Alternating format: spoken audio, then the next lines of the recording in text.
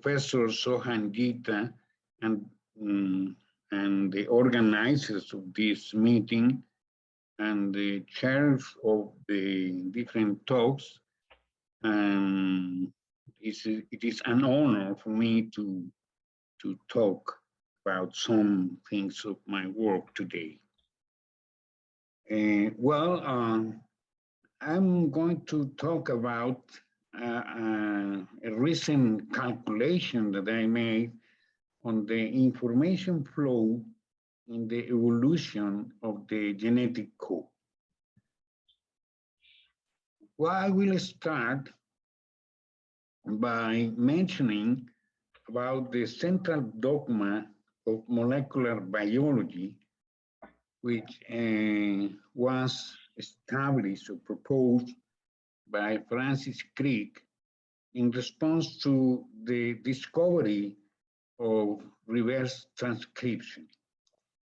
It can be summarized in the statement, there is no information transfer from protein to nucleic acid. I think that there is nothing in the physicochemical world that remotely resembles reactions being determined by a sequence and codes between sequences. The existence of a genome and the genetic code divides living organisms from non-living matter. This is a diagram of the central dogma of molecular biology. There can be transfer of information between DNA and RNA by means of a transcription process. There can be also transfer of information between RNA and DNA by means of reverse transcription. And there is transfer from RNA to proteins by means of a process called translation. But Francis Crick stated that there could be no flow of information between protein and RNA. Well, now, currently, we know that there could be interactions between proteins and DNA in transcription, in the in histones. There could be epigenetic changes. There could be also protein transfer of information, for example, in prions. But I will not mention that kind of deviations from this scheme. In fact, this is the diagram that was used by Francis Crick as far as back as in 1955, illustrating all possible transfers of information at the left and those that are permitted. Particularly, I stress that there is no known example of transfer of information from protein to RNA or to DNA. Well, I will use two main results by the seminal work made by Claude Shannon on the mathematical theory of communication. One of Shannon's results, this is Claude Shannon, is the result that information can be calculated by summing over all the probabilities that an event can have, multiplied by the logarithm of the probability. If the log is taken in base 2, this amount called information is measured in bits. it says that for an event, we sum over all its possible outcomes and each of which happens with probability P sub I. If we make an experiment of tossing a coin, we can have two possible outcomes, tails and heads.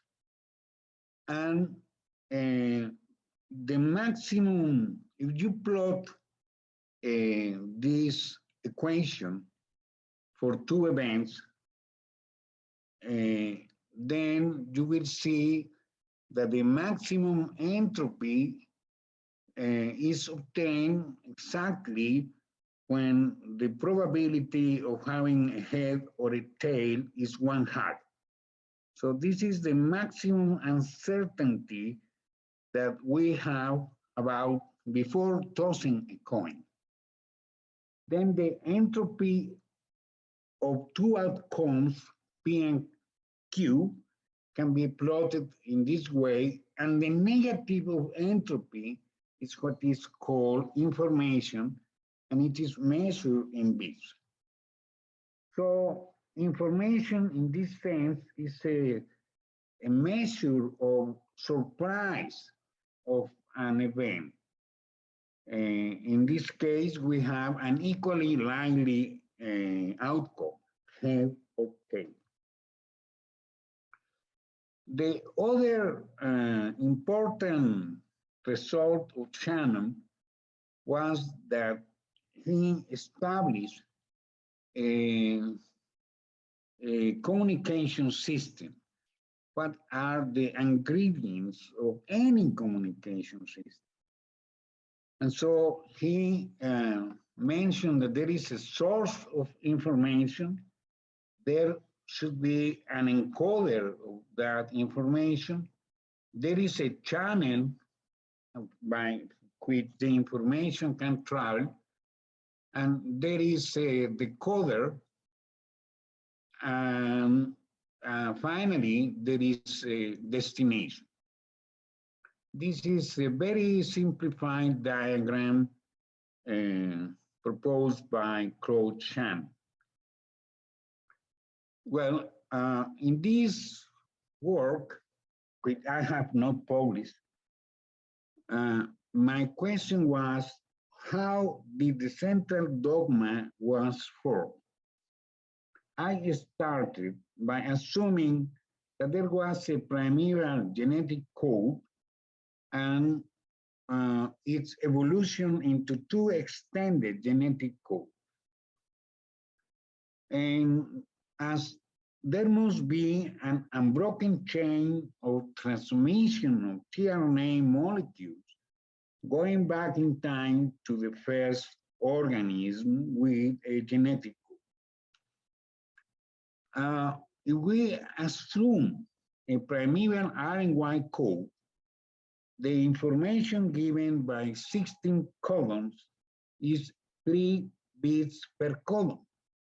And the maximum information, not the peptide, but the residue can have is 2.16 per amino acid. The information in columns of an extended RNA code is 3.85 bits per column. And the maximum amount of information obtained by the receiver is 4.352 bits per residue. I will come back later on how I made this calculation. Well, initially, during evolution, the source resided in the interactions of tRNA and their synthetase. The channel was the peptidyltransferase center, and the destination were the proteins. We can go back even more in the situation in which we have one mini helix of tRNA charged with an amino acid interacting with another mini helix of tRNA, acting like uh, the very initial stages of the genetic code. But there was a major transition of the information flow when DNA took over the role of genetic information storage. Then the DNA became the source, and the tRNA, the synthetases, the messenger RNA, and the ribosome became the channel, and proteins were or are the receiver or destination. The maximum amount of a putative protein, which evolved purely randomly, but obeying the degeneracy of the genetic code, is equal to 4.12 bits. We assume an equal probability for each of the 20 amino acids. The information is 4.52 bits. And I will give you some examples of proteins like cytochrome C, histone 4, and a collection of proteins obtained from blossom 62. Well, I will start with the conclusion, which is important when you have you want to convey a message. And I conclude that the degeneracy of the genetic code reduces the effects of errors in protein synthesis. Well, Francis Crick proposed that the first genetic codes were composed by triplets of the type RYY or RRY, and which are represented in the first two cubes in the upper side of this figure. If you join these two cubes, then you can obtain a four-dimensional hypercube, which represents 16 codons of the type R and Y, and they code for 8 amino acids. This primeval genetic code was proposed by Manfred Eigen in 1978, 1979. And we know that before this RNY genetic code, there were many other evolutionary stages. But this is one in which we have made a lot of work studying the symmetries and the evolution of this RNY code to arrive to our current almost universal standard genetic code.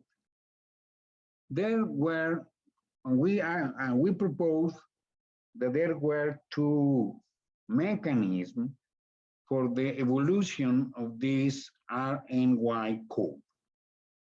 One of them was to allow for transversions in the first or third base of a codon, and the other one was by frame shift reading mistranslation. And in that manner, we obtain intermediate stages of between the RNY code and the standard genetic code. This is the extended class 1, in which you can see the amino acid, and it is also marked this corresponding synthetase for each amino acid. This is a hypercube in 5 dimensions, and it the complement of this code is exactly the whole standard genetic code, which can be represented in 6 dimensions. We published this in several years ago, and as you can see, but we wanted to compare our evolutionary pathways with other evolutionary models of the genetic code. In particular, we compare our geometric algebraic representation of the evolution of the genetic code with the model proposed by Rodin and Ono. Rodin and Ono model proposed that there was a sense-antisense gene which encoded by class 1 synthetase and class the one direction, and the opposite direction encoded the synthetase class 2. And well, from that initial symmetry of the synthetases, we arrive at a completely symmetrical representation of the amino acid tRNA synthetases in the genetic code. If you choose to use the table of the genetic code in 2 dimensions, you will see that there is it seems almost symmetrical, but it is known in mathematics, something that is almost symmetric is not symmetric. But it turned out that in 6 dimensions, we obtain indeed a perfect symmetry. And then we use a 6-dimensional cube representation of the genetic code. Here it is called according to the synthetases class 1 and class 2, and the stop codons are in blue. And so they are the known cases of their capture by amino acids. Okay, but then when we found that our model was equivalent to the Rodin-Ono model, then we mathematized the Rodin-Ono model, and we found that the Rodin-Ono model and our algebraic model are equivalent. And with a nice result that this mathematical model inherited all the biological properties of the Rodin-Ono model. And the Rodin-Ono model inherited the mathematical properties of our model.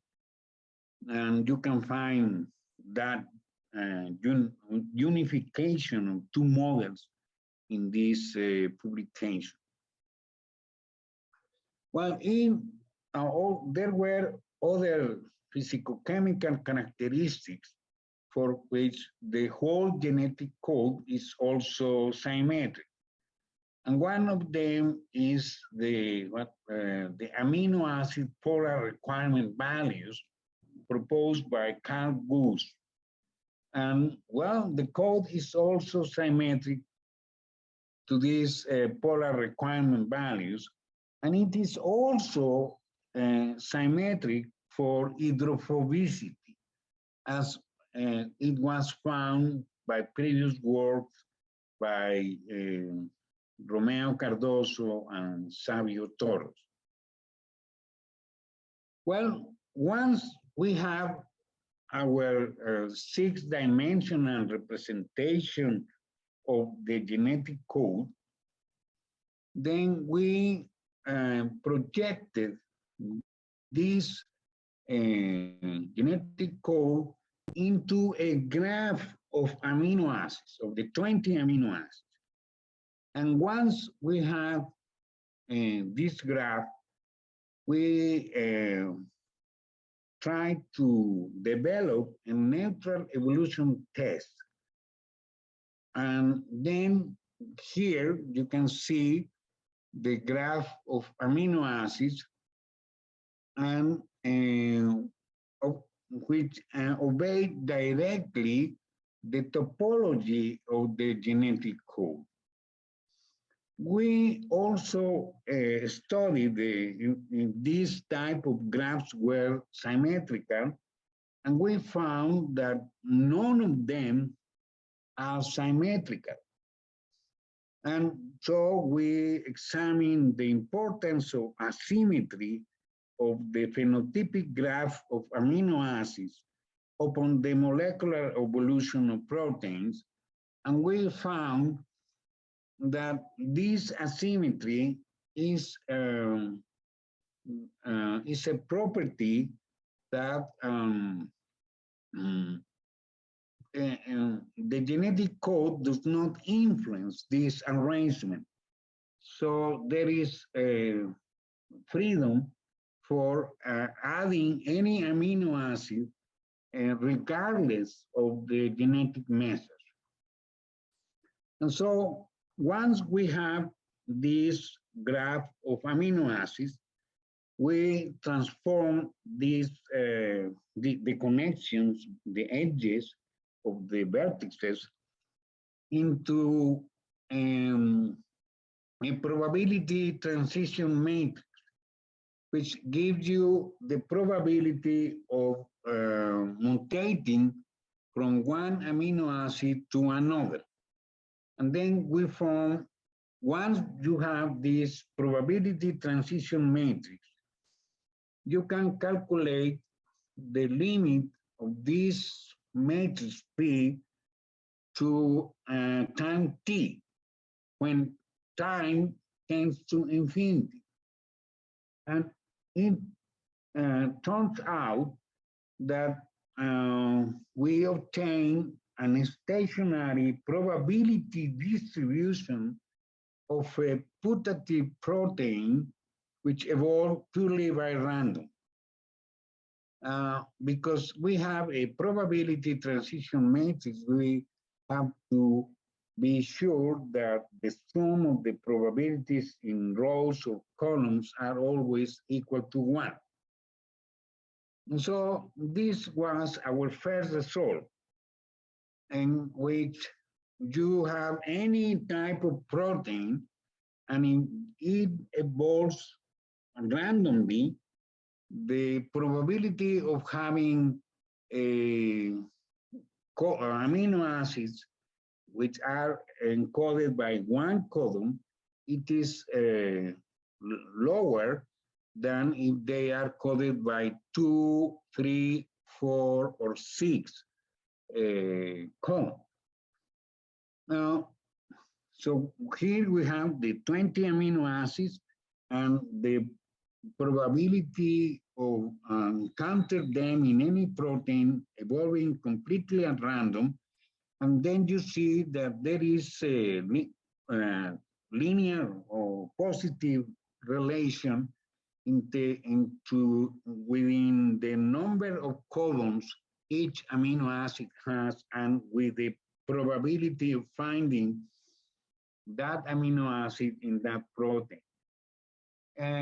When one use multiple alignment programs like MEGA, for example, they ask you about what kind of evolutionary model you can use, and there is one called Kimura 2. Well, this neutral control is has a greater accuracy than the Kimura 2 model. This result represents um, a slight improvement on the estimates of the amino acids encountered in any protein. And you can see that this is a neutral control. It acts like a Brownian motion in biology. Well, now this is something new.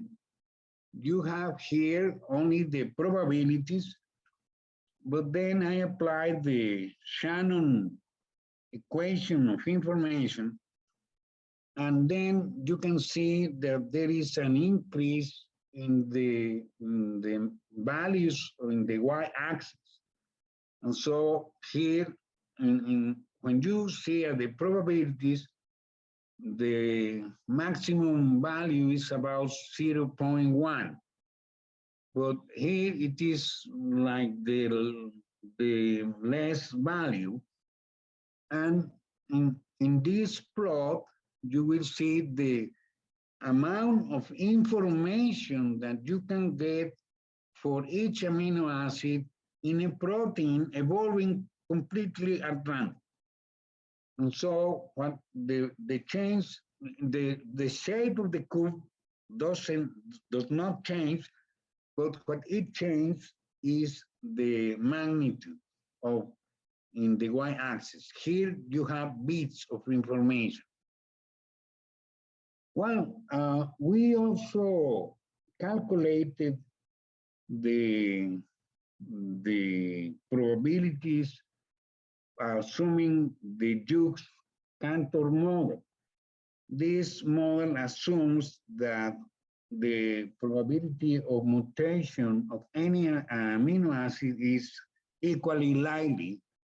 And well, it happens that our neutral control obtained by using amino acids is exactly the same as the one assuming the Jukes-Cantor model.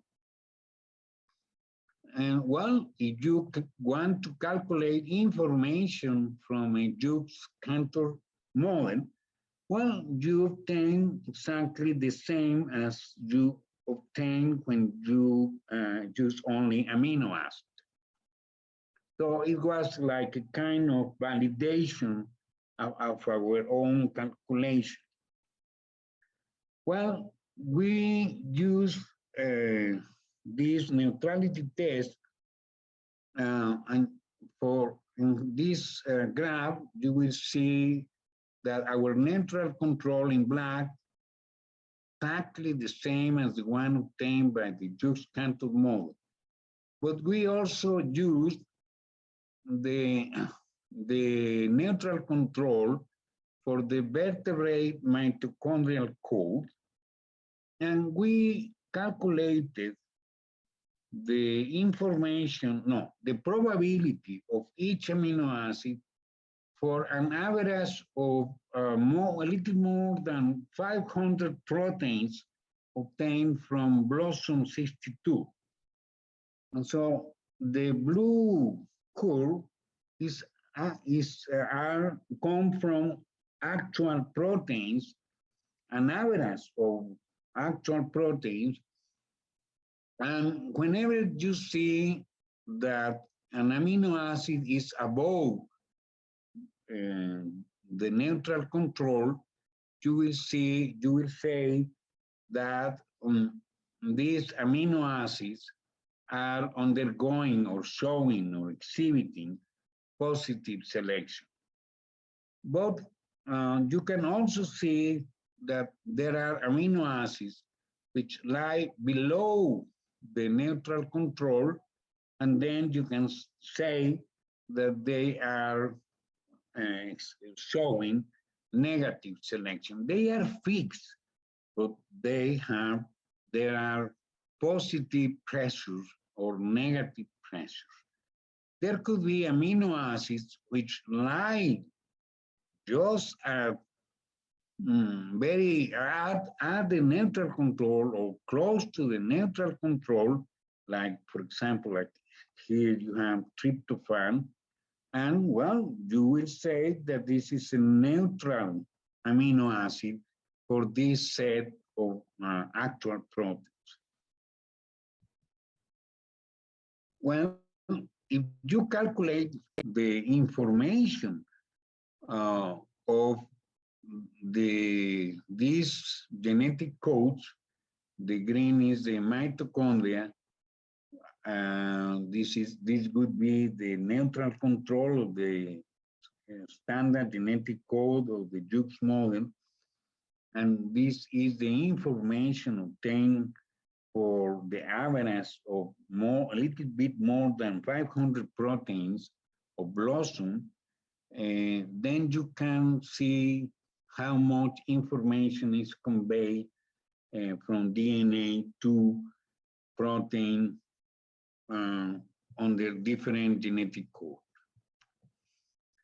Well, here it is an example of showing the information of histone 4 and cytochrome C and cytochrome oxidase.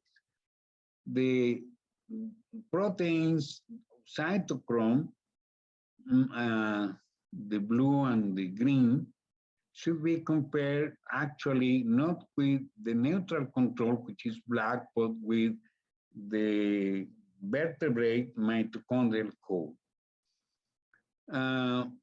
Note that the histone 4, there are some amino acids very close to zero, but this has been so for about 2,000 million years.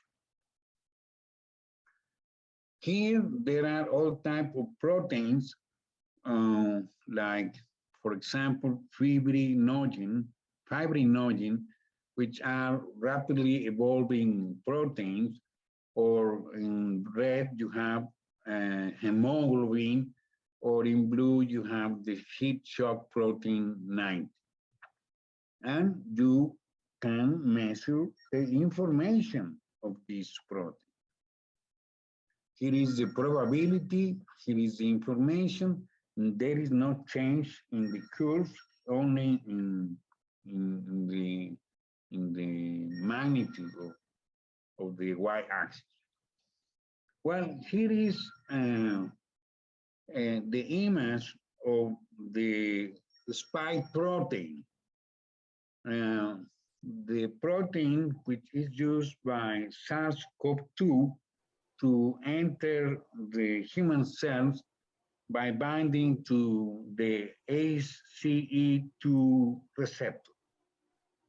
And then we apply our neutrality test to the beta coronavirus and to the SARS-CoV-2, and you can see here the beta, I think it is the spike protein. This is the spike protein of SARS. And well, there are some amino acids which have underwent positive selection, like N, like K, etc. But there are also amino acids with negative selection. Well, here. Marco. Yes. Sorry, we have 5 minutes.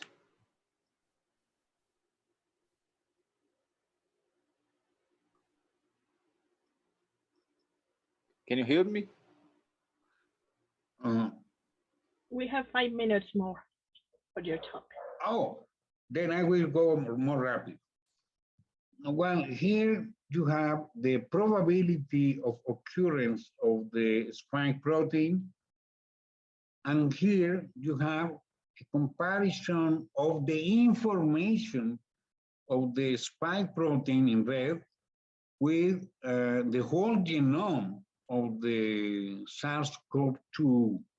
And then you can see that the evolution of the whole genome is somewhat different from the evolution of the spike protein. Well, we were able to publish a paper on the ongoing evolution of the virus using this neutral test. Uh, well, I will just mention that this is a simplified diagram of the genetic code in which you have here the source, transcription, encoding, decoding, the translation, destination, and I detail the molecules participants in each of these stages. And when I calculated here the maximum value of information of primeval genetic codes, extended codes, 1, 2, and the information of codes you can see here, and the information of different proteins. Well, I think, yeah, I will finish here, but I would just like to mention that we made work on the identity elements of the tRNA molecules that are recognized by their synthetases in archaea, eukarya, and bacteria. This is there are 76 sites of the tRNA, and you can see that there are different sites for recognition of alanine or whatever of each amino acid.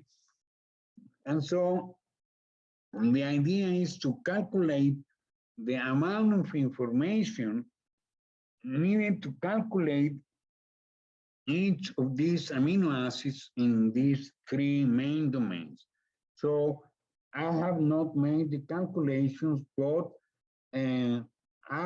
my hypothesis here is that because the synthetases exhibit super specificity in these identity elements, the amount of information will be high despite the noise that can have in these identity elements.